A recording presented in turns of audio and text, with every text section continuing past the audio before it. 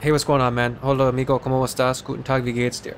Welcome to a little Mastery Badge Ace Tanker action in the StuG 3 aus whatever. StuG 3G. This is Ruinberg Encounter Battle. So we have to play for capture of the middle point here. I'm in the StuG. Again, it's a tier 5 tank. This is a tier 6 game. What I like to do here at the beginning of this, I like to sit in the back towards spawn. Let me just pause it real quick to show you. Sit in the back towards spawn just to watch the dudes that like to come across the middle like this. So we have a decent split. Have a few guys going towards the cap. We got let's see, a heavy, a medium, two tank destroyers, and a light going towards cap. We have a decent split over here with two mediums in the middle, just kind of seeing what's up with a heavy down there as well. Two artillery pieces in our team. Another medium tank that's kind of looks like he might be lagging behind, along with this Crusader, which is a light tank. These guys might be lagging behind a little bit. Then we have another tank destroyer in the north. But like I said, I like to sit here in the back and just keep them honest. Don't want them to have a quick push towards our artillery or anything like that right off the bat. However, we are already down. The game basically just started not even a minute into the game. We're already down 2 tanks. So the nice thing about this StuG, and I say this every single time that I put this stuff up here, I just love this tank. It's just an amazingly fun tank to play. If you're new to the game, I highly recommend, and if you like tank destroyers, you can kind of sit back a little bit, play with them. You don't have to keep pushing all the time. Sit back and, pick up the StuG 3 because you can do that. And this thing, look here, you can just put shots down range. I think it's like a 4.5 second reload, you know, roughly. And it's got decent pen, amazing accuracy. You saw there with the first few shots on that Hellcat, on the Hellcat. I was just skimming over the top of the berm. There is a berm. If you look here in this area, kind of hard to see because we got that smoke up here right now. But there's like a little bit of a berm in the terrain, and then this thing was just shooting right over the top of it, sneaking that shot in there and getting right on the top of that Hellcat turret. So you look at this thing just firing non-stop every 4 seconds, or 4.5 something. I think it might be 4.6 to be exact, but look, it lit this guy up. And just like that, and I pause it again here, just like that, we completely stopped their advance right here in the center.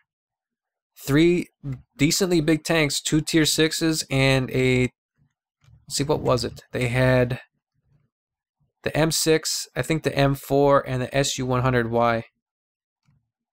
I think that's a SU-100Y is a tier 6 as well. Yes, it is. So just like that, with that quick shots and some teamwork, we were able to secure the 5, 6, E5, and E6 boxes or squares on the map.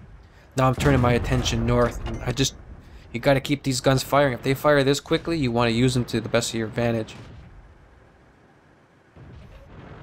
So now what I'm going to do here is I'm going to get out of dodge, because I knew that I had a couple enemies up here towards the top on the 0 line. Like they probably were on A and B 0 by now. So being a tank destroyer that I am with a fixed turret, as in I can't go 360 degrees, I got to get some space between myself and the enemy. So that's what I'm trying to do here. See, I can't get any shots there. I'm just trying to find something. I know that those 2 Lukes are right there. And the way that this terrain goes, there's a little bit of bumps and whatnot, so I gotta be careful. I don't want those guys to get their speed up and get alongside me, and then I'm just dead. So that's why I'm backing up here. Try to get behind some more cover.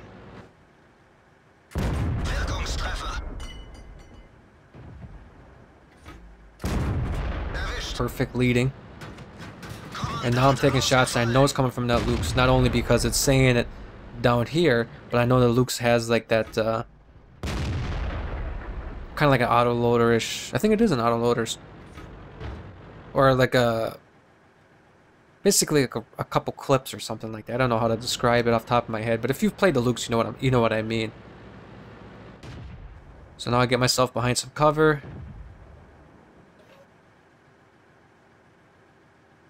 See, I'm just moving my cursor around, trying to find a shot. Once I see that red outline, I want to just key in on that guy and take him out.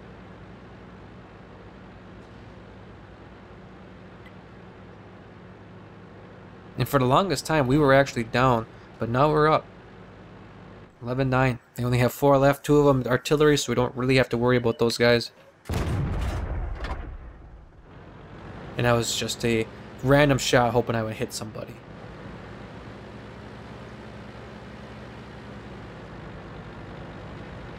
So at this point, I'm no longer worried about that T-40.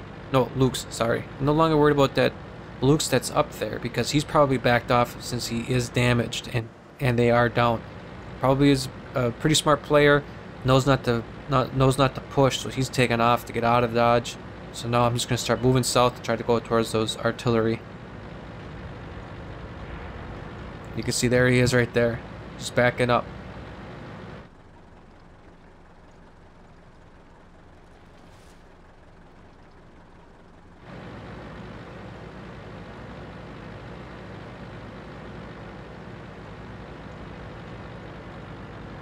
Although they did come back, 11-11 now.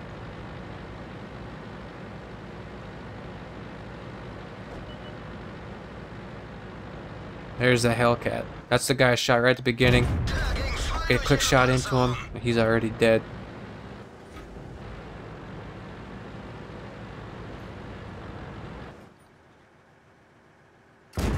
Look at that.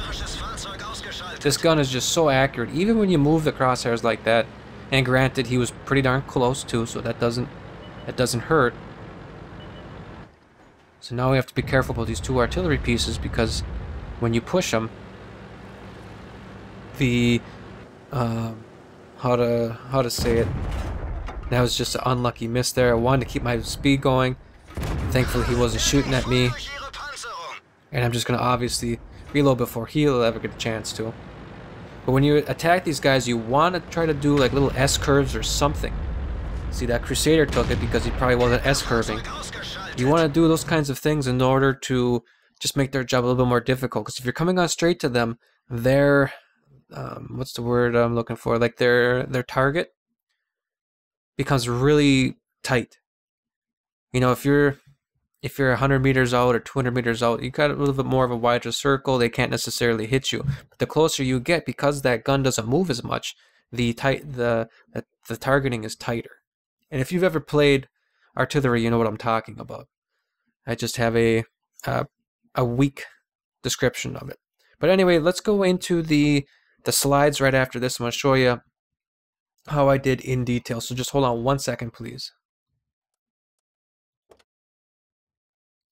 Okay, so here's the first slide. You can see I damaged an awful lot of dudes here. I got, let's see, 1, 2, 3, 4, 5, 6, 7, 8, 9, 10 guys.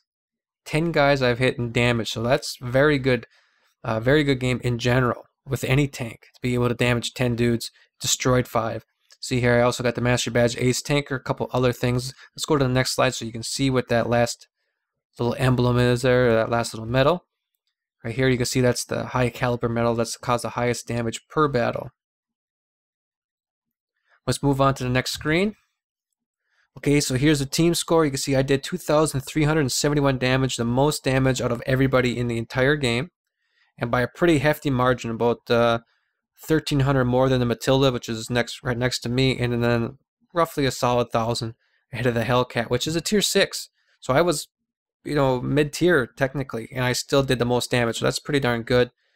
Got 986 total experience. Let's go on to the final slide. Okay, so the detail report, 31 shots fired. Again, this thing, you're going to be able to put a lot of shots down range really quickly with it. 4.5 second reload.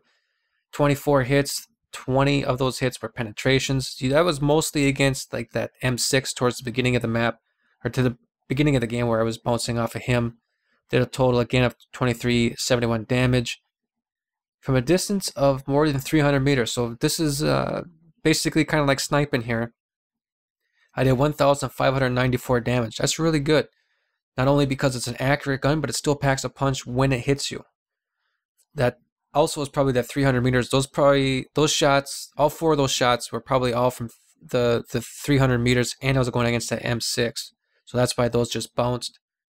I received 6 hits. Only 2 of them penetrated, thankfully. 4 of them were non-penetration. That was against that Luke's, which kind of has a little bit more of a weaker gun. Now, if I would have gotten hit by one of those tier 6s, or the Hellcat, or well, the Hellcat is a tier 6. But if I would have got hit by basically any of the tier 6s or any of the tier 5s except for those light tanks, I would have been in a world of hurt. If you look here in the upper right hand corner of this slide, you can see I have only 350 hit points, so you can get one-shotted rather easily with this tank. What other statistic do I want to point out to you? Well, just look here at the credits received, 26,886 credits, 1,000 credits received. To repair this bad boy was 412 credits. To replace the ammo, 3,379, and I shot 31 shots, so it's not a very expensive tank to operate. For a grand total of 23,095. So here's the one thing I also want to point out. It is difficult for us non-premium players. Look at what I would have received if I would have been premium.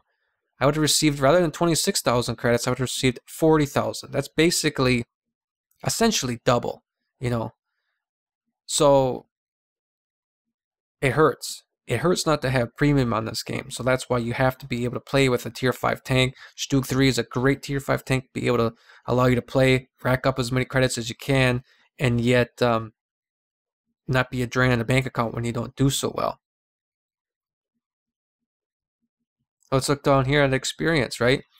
986 experience received. That's just base experience times 3 for the day. So I got a total of 2,958. Now, granted, I don't technically need it because this thing has obviously been maxed out. You can see here I have, if you look again up in the upper right hand corner, I have a overload or an excess capacity of 158,238 experience because I just love this thing.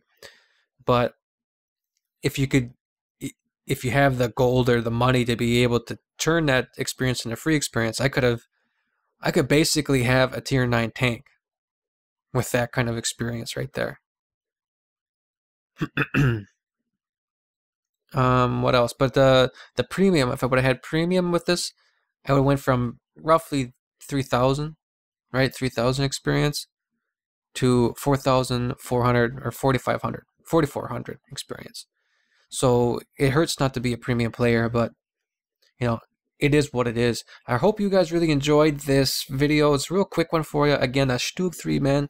I've played this thing in the past 2 years that I've had this channel, putting videos on it. You see a ton of StuG 3 content because I just love this thing. I think it's probably my favorite tank.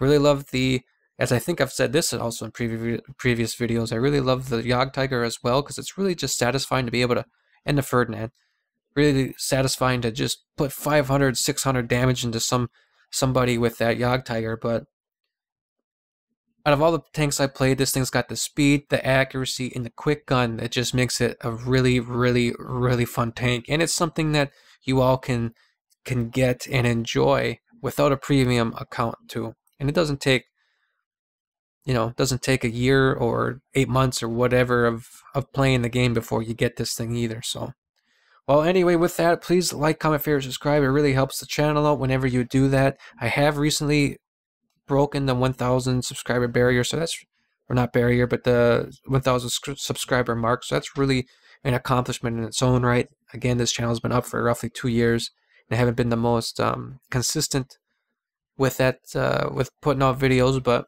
I really appreciate it if you would do that stuff for me. It helps the channel out, and I look forward to seeing what your comments and so on and so forth are with the video as well. So take care, and I look forward to seeing you next one. Take care. Bye.